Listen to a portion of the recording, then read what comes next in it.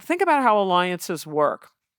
If I look at the World War II allies, probably one of the most effective alliances in world history, if you think about what people ultimately want, then the British want an empire in which the sun never sets. The United States wants to decolonize everybody, and Joe Stalin wants a communist wonderland. Those are mutually exclusive. But to get there, you have to go through the common way station of getting rid of Hitler. So the common existential threat can be a super glue of the most unlikely partners. But let's look at the axis. What they want at the end of the war are spheres of influence in different parts of the world. So for Italy, it's empire in the Mediterranean, Japan in the Pacific, and then Hitler, it's all over Eurasia. That's not mutually exclusive. But if you look at the primary enemy who stands in the way of those plans, it's Britain for Italy, it's Russia for the Germans, and for the Japanese, it's first China and then the United States. None of it aligns, so they fight parallel wars and allow the Allies to take them out in detail. So when you're thinking about alliances in the world today, when you're wondering what's going on with Iran or whatever, figure out who's their real primary enemy. Get it straight. Does that primary enemy, is that an existential threat for them? So if you've got countries that line up on same primary enemy, existential threat for all around, the most unlikely people will cooperate. On the other hand, people who are very likely to cooperate, maybe like the fascists, they all shared this basic ideology, but if they don't have the same primary enemy and the same theater of interest, geographically the same theater, they may not cooperate very well at all. So you can apply this to anything you want to apply it to. So, back to my game here. If you're looking at the cards people have to play, the United States has lousy cards because we don't share primary enemies with anybody, so it's a stalemate. You help India, the Pakistanis hate you. You help Pakistanis, the Indians hate you. It's no win. But if you look at India and Russia share a China problem. That's good. They can cooperate on that.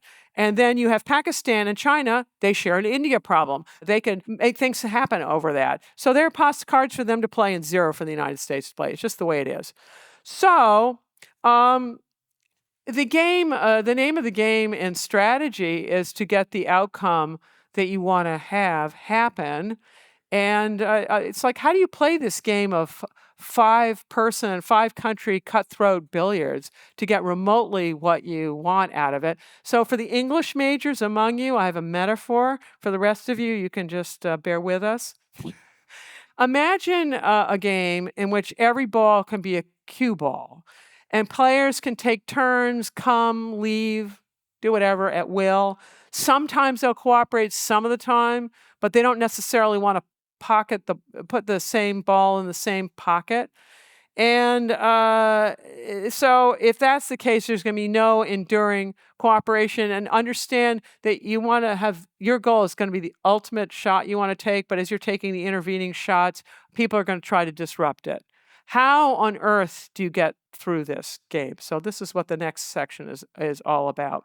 So if you look at this map and where Pakistan's located, it's this very strategic location in the center of, not quite center, but of Eurasia, the center of the Soviets' boundary there. And I'm going to give you a map. This is from Halford Mackinder. He's one of the most famous people to publish on geopolitics. This is his 1904 map. It's actually quite famous.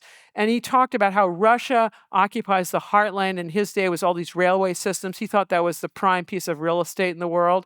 And then it's surrounded by this intermarginal crescent. You look where Pakistan's located. It's right in the center there, right up by Russia. And it's a really crucial location for before satellite imagery is available to put listening posts on Russia. Russia's huge. So you got to have a bunch of listening posts to track their missiles and things.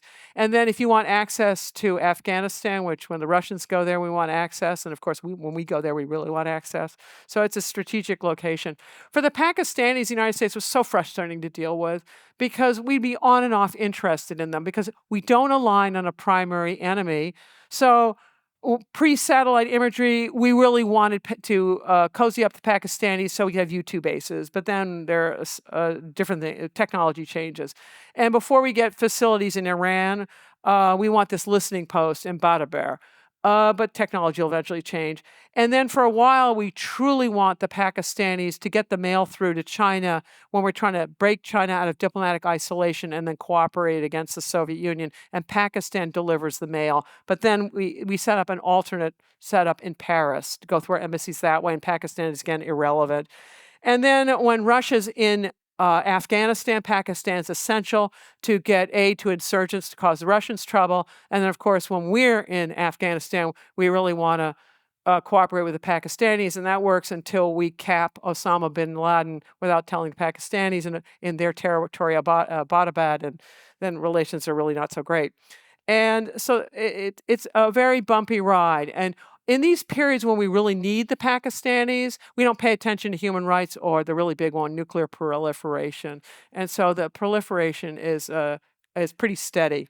If you enjoyed this clip, you can watch the full episode here and subscribe for more clips. Thanks.